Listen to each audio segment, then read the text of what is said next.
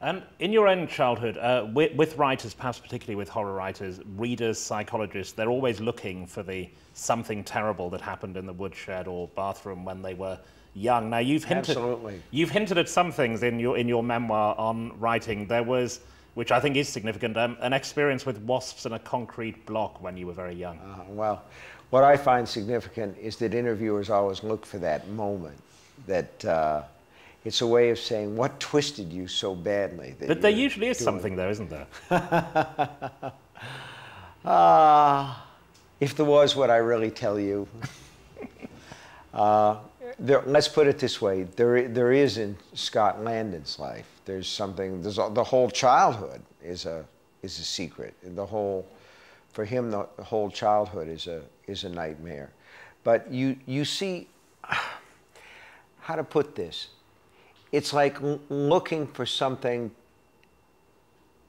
It's like looking for a needle in a haystack when there really is no haystack, but really just a big pile of needles. It's all, for instance, when you look at the life of Charles Dickens, all those years that he was put out in the blacking factory, and you say, well, no wonder he became, any imaginative boy would want to get away from that, and if he could use his pen as a tool to distance himself from it, he would.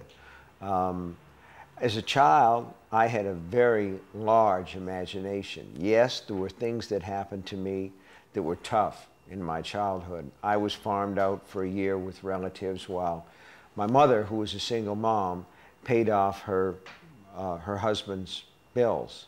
And my brother went to another set of relatives, and he and I were unhappy apart from each other.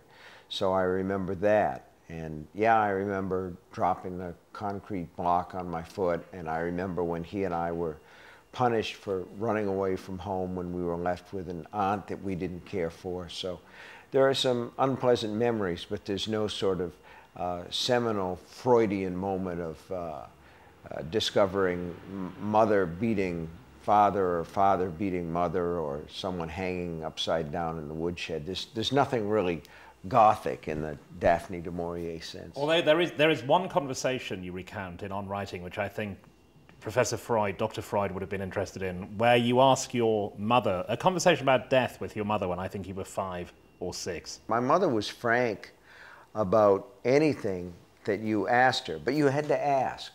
And I asked her if she'd ever seen a dead body, and she said yes, that she had seen a sailor jump from the top of the Graymore Hotel in Portland, and she said that he hit the concrete and splattered. And of course, I remembered that. I have an imagination, and I'm thinking, my goodness, the force of that. Can you imagine what that must have looked like? And then... And she said what came out was mainly green. Mainly green, she said. Mainly green, yeah. But see, you remember that right offhand rather than I did. So I would say that we both have sort of an attraction to that particular story, right?